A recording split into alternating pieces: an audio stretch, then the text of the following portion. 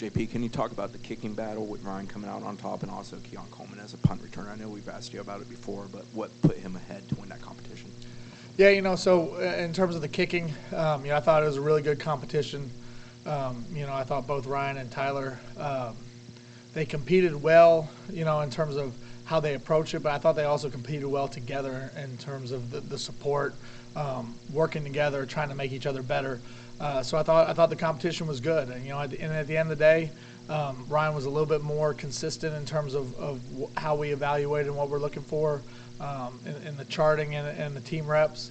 And one thing we do know is that we have a very, very quality guy on the roster with Tyler as well. So we have better depth. We're better at the kicking spot than we were a year ago, because I think the competition was good for Ryan. It pushed him to a level that he hasn't been at with us so far. And then we also know we have Tyler if we were ever in a situation where we needed his services.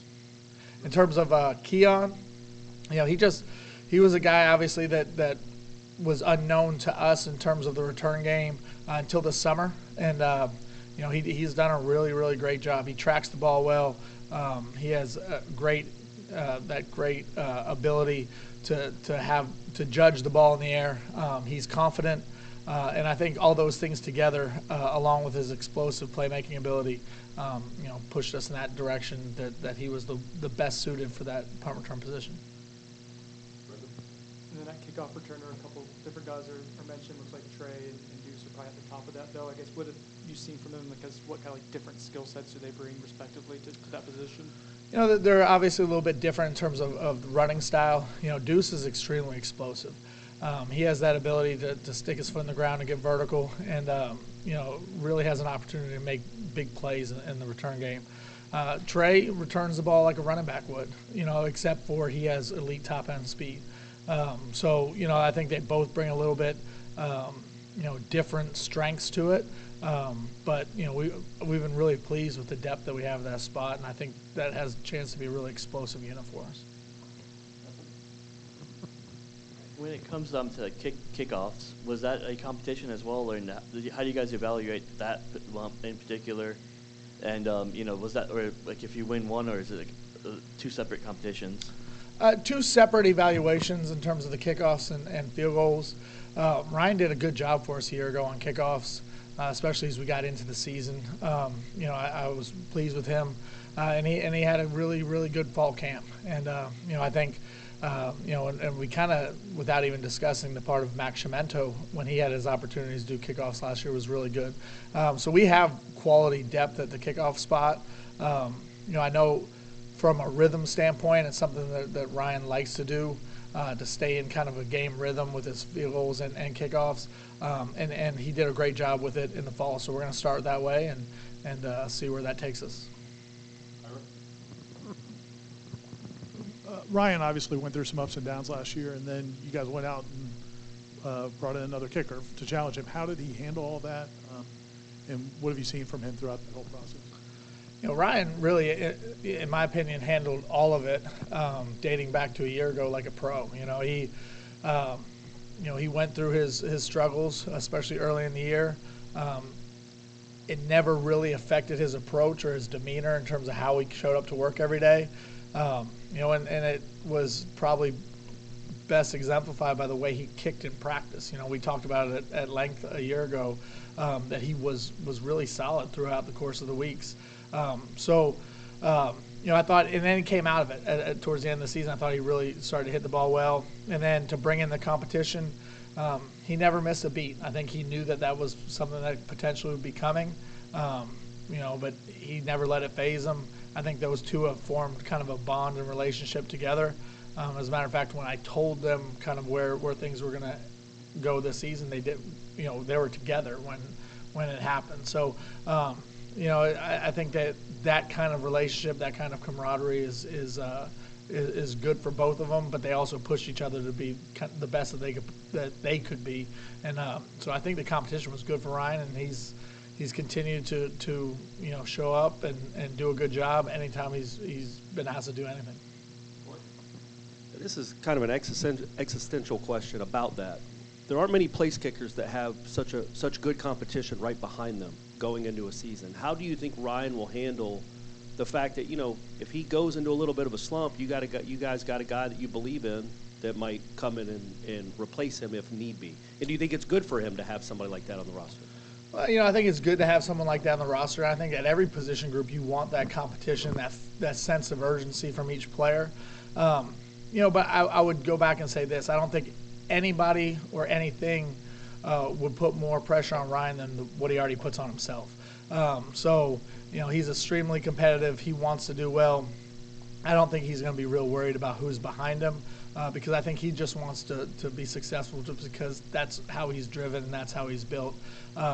So having a quality backup is a great thing for the program, but I don't think it's going to affect how he approaches his work day to day, other than knowing that he's being pushed, and that's already been something he's been working with through fall camp and spring ball.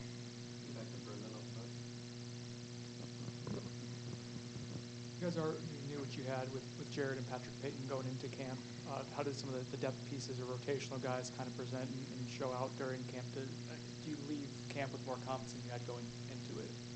Certainly feel better about where things are at in terms of depth at the defensive end spot coming out of camp. I thought Byron Turner was a big part of that. I thought he really showed significant improvement and consistency as fall camp went along. He flashed and made some big plays in some scrimmage situations, and that's really what we needed to see from him. Gilbert is a guy, obviously, that was a mid-year transfer who's played a lot of football. He played a lot of football a year to go to a different school, so I had a better feel for what he would look like. But I thought both Gilbert and Byron both made progress through the course of fall camp and put themselves in a position where where we're going to have really quality depth defensive end spot. Special teams. In terms of kick coverage, punt coverage, the other personnel on the field, could you talk about that and some of the talent that maybe you're able to utilize this year? Yeah, so in both of our cover units, that's something that we work extremely hard at, just in terms of focus throughout the course of practice, meeting time, and we have some really quality players on both those units. I'll start with the punt unit. I think that core group of guys who are in the protection. Some of those guys have been around for a couple years doing it. Kalen DeLoach, Shaheem Brown. Jaheim Bell is going to be one of those guys. Tatum Bethune.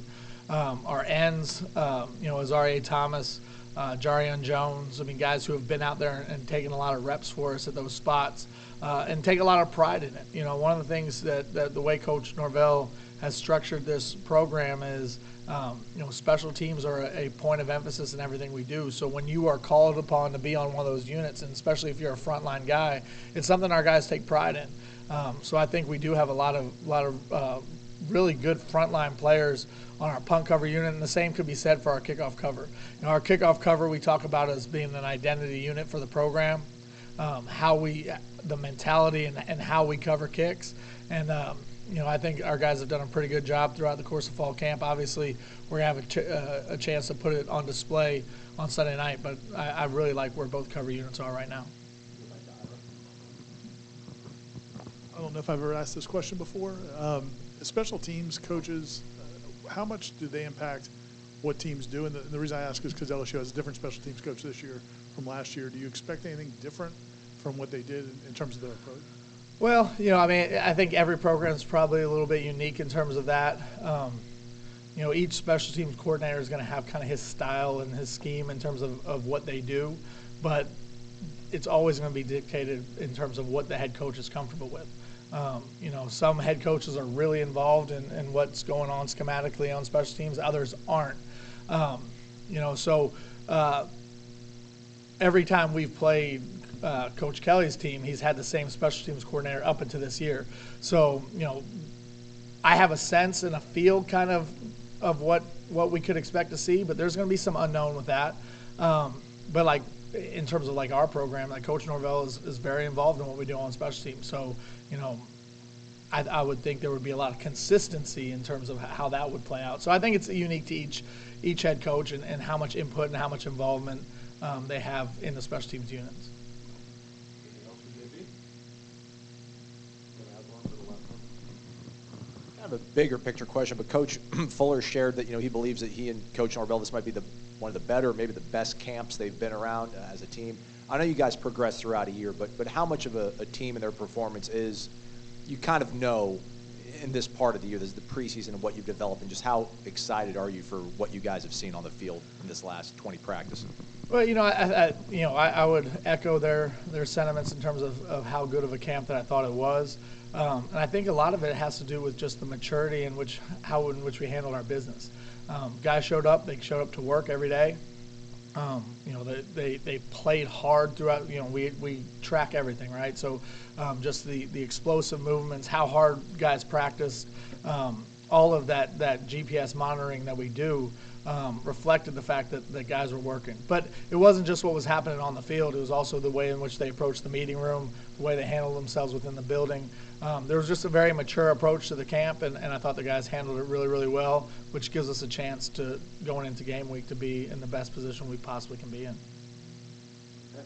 Thanks, Coach. Awesome. Thank you all.